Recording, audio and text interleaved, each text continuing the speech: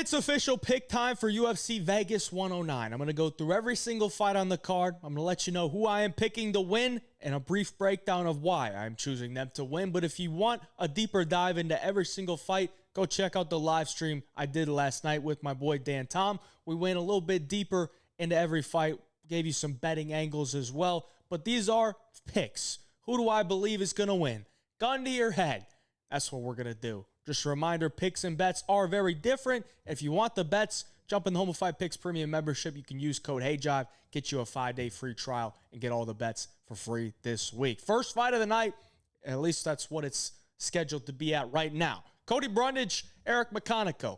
McConico and Brundage both taking this on, 4 days' notice? So very late booking, and I don't really think there's much that you can be confident in this one. I mean, McConico hasn't really shown much. He's only had one UFC fight. He got knocked out by Nursultan Ruzaboyev. On the other hand, you never really know what version of Cody Brundage is going to show up. All right, so Cody Brundage is the favorite. I would never trust this man as a chalk price tag, but I am going to take him for the pick just because we've seen him get wins in the UFC. McConico's 35.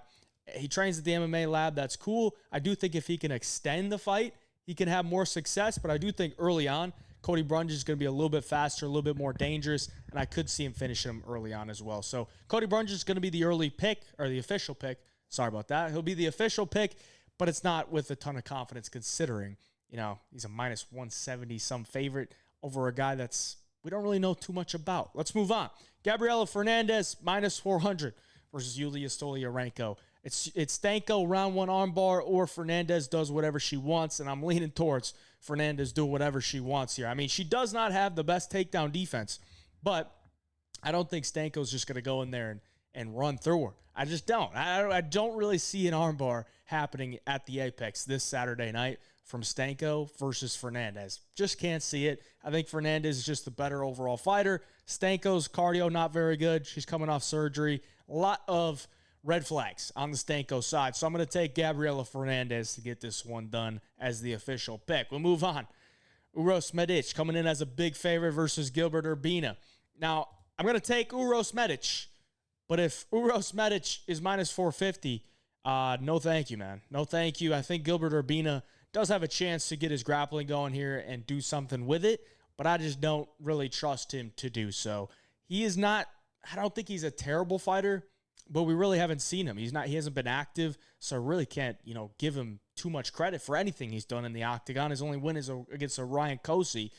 Uros Medic should be able to knock him out early. If he does land those big shots, he probably is going down. Urbina's probably going down because Medic does hit hard. He's very fast, and Urbina's fights with his chin way up, so it's probably going to happen. Uros Medic is going to be the official pick this week. We'll move on.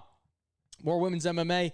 Priscilla Cachoeira coming in as the underdog against Edwards. Edwards going to be the pick here, just way more well-rounded. I do think she's the better fighter, and the way that Cachoeira wins fights is to get into a dogfight. She has to make it a dogfight, and could she make it a dogfight? Sure, but I don't know that Edwards is going to oblige, maybe for periods of the fight, but I do think Edwards is going to use her brain here, try to get the fight to the ground, and ultimately beat her up on the ground, if not submit her, or just ride it out and win a decision. I think Edwards is a good striker as well. That's what she came into the UFC and did in her early fights, and now she's kind of progressed her skill set to add in that wrestling and the grappling, and that's always been Cachoeira's Achilles heel. So Edwards is going to be the official pick this week. I think she's just a better overall fighter.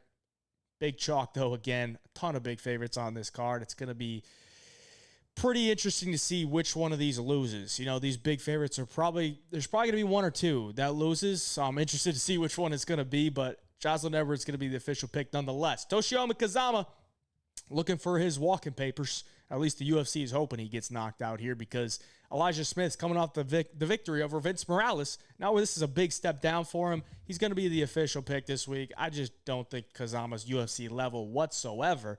And I do think Elijah Smith is UFC level. He just proved it his last fight against Vince Morales. He's 22 years of age. Very good athlete. Still going to be improving. I think he's a way better striker than Kazama. As long as he can keep this fight on the feet, especially early, he should be able to knock him out. And I don't think Kazama is going to be able to get him down to the ground and, rinse him on the mat. He could. Smith's pretty green, but I just highly doubt it. I think it's a very low outcome probability. So Elijah Smith's going to be the official pick, minus 700. Not saying anything too crazy there. Then we move on to a minus 600 with Julius Walker. And Julius Walker is going to be the official pick as well. Because, again, on the other side, Rafael Cerqueira, just not UFC level, man. Just not UFC level. There's a lot of fights on this card where the UFC is trying to get rid of these guys because we got the Contender Series coming up in the next couple weeks, in the next 10 weeks in a row. So they got new guys that they want to get into the UFC, and these guys like Rafael Cerqueira, they don't want around anymore. So they're facing them up against guys that they think they'll lose to, and ultimately that's how we get these huge favorites. Julius Walker, I don't think he's some amazing fighter right now, but I do think he's good enough to beat Rafael Cerqueira because Cerqueira has done nothing but get knocked out in the first round in his 2 UFC fights. And then before the UFC, he was fighting straight up taxi drivers in Brazil. So Julius Walker should be able to get this one done. He's minus 600. He'll be the official pick. Let's move on. Christian Leroy, Duncan, and Eric Anders. Now, Eric Anders is not some bum, but he's also on the last fight on his contract, and I believe he's retiring here. So that's not great for Eric Anders, but I think CLD is going to be should be the favorite either way. I think CLD is the better fighter at this point in their career.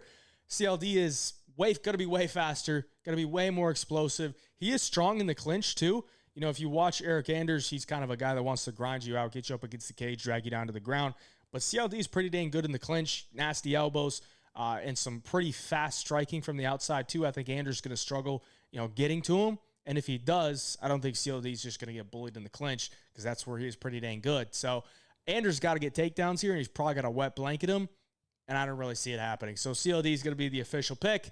Let's move on to the next one where we have a minus 300 favorite, so it's not too bad, but I am still going to go with the minus 300 favorite. I'm going to take Gene Matsumoto. I think he's just a better striker, more output. I think he can stuff the grappling from Miles Johns. Miles Johns, I don't think has the best takedowns. I think he's more of a guy that just wants to hold you up against the cage and kind of wear on you. I don't think Miles Johns' striking is that good either. He does throw hard, and I think he does hit pretty hard, but he's not very accurate with it, and he tries to lull guys into these slow-paced kickboxing battles where the margins are pretty thin. I don't know that Matsumoto is going to fall for that, but even if he does, I think he still wins. So I'm going to take Gene Matsumoto minus 300. I think he's a little bit pricey, but I do think he can win it by KO, by sub, by decision. I think it's most likely a decision. I'll take Gene Matsumoto for the official pick. Andre Fili, Christian Rodriguez, another vet, taking on a younger guy here. Christian Rodriguez is the favorite.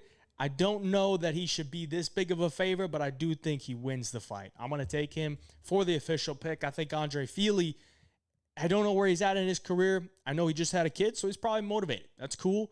But there's also some downside to having a kid and, losing sleep and all that. But either way, stylistically, I do think he could have some success at range, throwing those kicks out there. C-Rod's pretty small for 145, but C-Rod's good about getting into the pocket. I think he's the better pocket boxer here. I think he can put him up against the cage, hurt him in the clinch. If he wants to take him down to the ground, I think he could take him down. I think there could be a lot of grappling in this fight because Christian Rodriguez fights just seems like there's always grappling, whether he wants it or not. There just always happens to be grappling. And I think C-Rod does have a chance to finish him on the mat as well. So I think C-Rod is going to be, he's going to be the official pick, but minus 240, the dude does tend to fight pretty close, and he hasn't beaten a veteran of the sport just yet. So we got to watch out for that. But I'll take Christian Rodriguez for the official pick this week. We got some more women's MMA. Yasmin Lucindo taking on Angela Hill. Yasmin is the favorite. I don't know what I think about Yasmin Lucindo. I guess with that said, I don't know that it's very high because I think Yasmin Lucindo is a solid girl when she's on top. I don't think her wrestling is very good. I think her jiu-jitsu is good positionally. I don't know that it's great submission-wise, but she has good positional jiu-jitsu when she's on top. On the feet, I think she's a little bit low volume. I don't really think she knows, the processes she wants to go through when she's striking. She doesn't really, pump jabs out there. She'll throw some leg kicks, but they're usually one-offs. She's not really throwing in combination unless you're in the pocket with her, and then she'll just kind of spam these hooks. And I think Angela Hill's veteran savvy could come into play here, man. I really do, because Angela Hill, she is 40-some years of age, but I think she's probably going to be the more active fighter here. I don't really think Lucindo is going to be able to take her down and just hold her on the ground for long periods of the fight. I think Angela Hill is going to be able to work her in the clinch a little bit too, and maybe that comes back to burner because Lucindo loves those body lock trip takedowns. But in the clinch, Angie Hill's knees up the middle, they're going to be nice. Some elbows. I think she's going to have a great jab as well. And her front kicks up the middle are going to be good. Got to worry about them getting caught. But also the leg kicks. I just think she's going to be more active here. And I just trust her to do a little bit more throughout 15 minutes. I just haven't been impressed with Lucindo. So I'm going to take Angie Hill here. The Neil Magny pick got it done last week. Can Angela Hill pull it off this week? We'll see. Angie Hill is going to be the only dog on the card for me.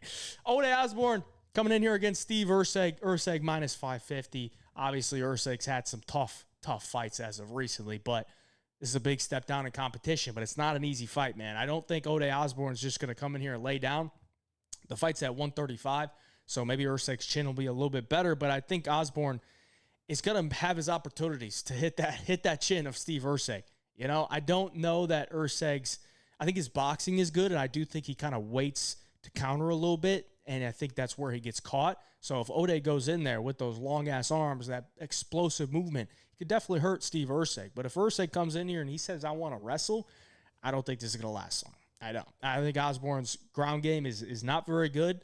I think he might be improving it a little bit, but that's, going up against Louis Garule, who was his first UFC fight. He's more of a wrestler than a jiu-jitsu guy. He got decent wrestling, but he couldn't really do much on the ground. Erceg does have the wrestling, does have the jiu-jitsu. If he comes in here and uses it, I think he can rinse him in the first couple rounds. So I'm going to take Erceg for the official pick. Huge favorite. Could definitely get bonked because Ode Osbourne is always live for a bonk. I said it in his last fight too. But I think Erceg does what he needs to do here. Get the fight to the ground and submit him.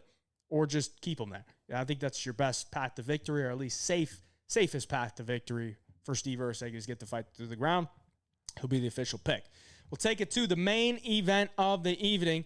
Anthony Hernandez, minus 330. Going to be a sizable favorite here over Roman Dolidze. Dolidze got it done against Marvin Vettori at the Apex earlier this year in a 5-rounder. Very surprised that he looked that good for 5 rounds. But that's against Marvin Vettori, ladies and gentlemen. It's against Marvin Vettori. Vettori does have good cardio, but he ain't pushing a pace, and there's no pace like Anthony Hernandez. Now, early on in the fight, Roman Dolidze is going to have all the opportunities to get this one done because Anthony Hernandez is hittable on the feet. He's soft to the body. Roman Dolidze loves to clinch up early and work you in the clinch. Landed that nasty knee to Kyle Dawkins and knocked him out from the clinch. So, Dolidze has some real power. He has some nasty jiu-jitsu on the ground, and it's more of a counter jiu-jitsu rather than a take you down and work you, kind of like Anthony Hernandez. Roman Dolidze is not much of an offensive grappler, but defensively, I think he's very good. So Anthony Hernandez is going to have to mind his P's and Q's early, but as the fight progresses, what Anthony Hernandez does, rinse and repeat takedowns, tire you out, punch you in the face, pick you up, pick you up, slam you, make you get back up, and then slam you back down to the ground. It's going to work Roman Dolidze late in this fight. And if I'm making a pick, I got to pick cardio, man. So I'm going to take Anthony Hernandez for the official pick. I just think over the course of 5 rounds, Anthony Hernandez does the better work. Could definitely get hurt and finished early, but I think Hernandez has shown a great amount of toughness, which isn't always good, but I do think he can make it to that 3rd, 4th, and 5th and take over from there. So Anthony Hernandez is going to be the official pick for me this week. Like the video for me. Subscribe to the channel. We'll be back here real soon with some more content. Appreciate y'all. Until next time, hey, Job Picks.